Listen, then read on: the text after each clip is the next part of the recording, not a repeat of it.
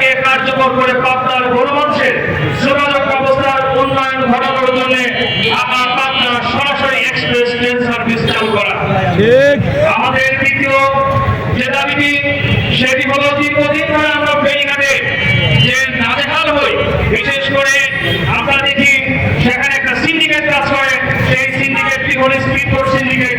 এরপরে আমরা ফেরিতে যাতায়াত করতে গেলে যাওয়ার সময় 1 ঘন্টা 40 মিনিট, আসার সময় 2 ঘন্টা, এই সময়টা আমাদের জন্য খুবই কষ্টকর হয়ে যায়। প্রিয় বন্ধুরা, আমরা এই ফেরিঘাট যদি আরো 14 কিলোমিটার ভাটিতে নিয়ে করতে পারি কয়েক জনে, তাহলে আমরা 20 মিনিটে নদী পারাপার করবো এবং 30 মিনিটে আমরা লোড আনলোড শেষ করতে পারবো।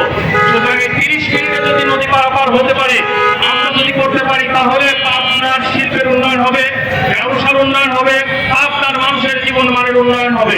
ঈশ্বরটি ইপিজেড এখন পর্যন্ত পূর্ণ চালু হয় নাই, সেই ইপিজেডটি চালু করার জন্য এবং আমাদের পারমাণবিক বিদ্যুৎ কেন্দ্রের সুবিধার্থে বিমানবন্দরটি চালু করা অত্যন্ত জরুরি।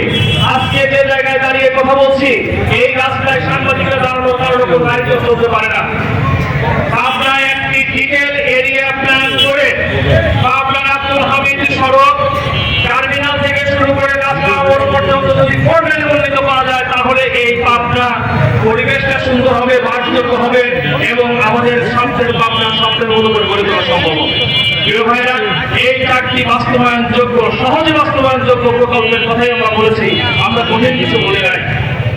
তারপরেও দিনের পর দিন আলোচনা করা হয়েছে। এপ্রিল মাসে ট্রেন চলাচল শুরু হবে, মে মাসে শুরু হবে, জুন মাসে শুরু হবে।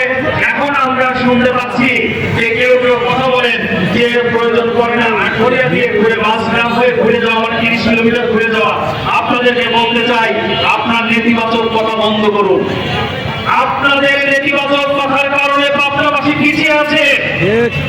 বাংলাদেশে বহু বড় বড় প্রকল্প দেখেছি, কোনো প্রয়োজন নাই, কিন্তু সেগুলো প্রকল্প বাস্তবায়ন হয়েছে। প্রিয় বন্ধুরা আমার, যে কোনো মূল্যে রেল সার্ভিস চালু করতে হবে, যে কোনো মূল্যে ফেরিঘাট স্থানান্তর করতে হবে, আপনার শহরকে বাঁচাতে হবে, এয়ারপোর্ট চালু করতে হবে, তখন মুক্ত করতে হবে। আজকে আমি প্রশাসনের বিভিন্ন পর্যায়ের কর্মী আছেন আমার পাশে, আমি বিশ্বাস করি বিভিন্ন এজেন্সির কর্মকর্তা আছেন, সদস্য আছেন। আপনাদেরকে বলি, আমি দায়িত্ব নিয়ে কথা বলছি, আপনারা নোট দেন, আপনারা নোট দেন, সরকারের বিভিন্ন দপ্তরে সেই নোট পৌঁছান। আমি আপনাদেরকে একটা ইতিহাস মনে করিয়ে দিতে চাই।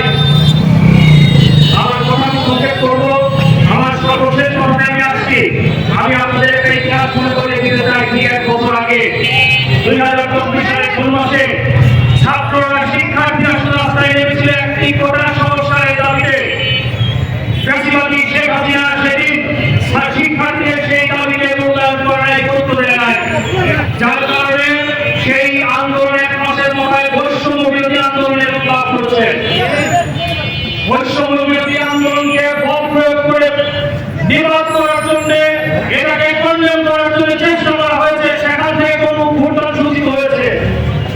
কোন আন্দোলনকে খারাপ করে দেখবেন না। যে আন্দোলন পাবনা থেকে আমরা রেল লাইনের দাবিতে শুরু করেছি, সেই আন্দোলন কোথায় যাবে আপনারা কেউ কল্পনাও করতে পারবেন না। আমরা কিন্তু এখনো বলি নাই যে আমরা বৈষম্যের শিকার। আমরা বলি নাই উত্তরবঙ্গের 18টি জেলার জন্য একজন উপদেষ্টা নাই। আমরা আপনাদের অনুরোধ করতে চাই, প্রশাসনের কর্মকর্তারা শুনে রাখুন, আমাদের এই রেল লাইনের দাবিতে উপদেষ্টার দাবিতে পরিণত না হয়, তাহলে সেই দাবি গোটা উত্তরবঙ্গে লাগানোর মতো ছড়িয়ে যাবে। এখানে সুযোগ নেওয়ার অনেকে চেষ্টা করবে।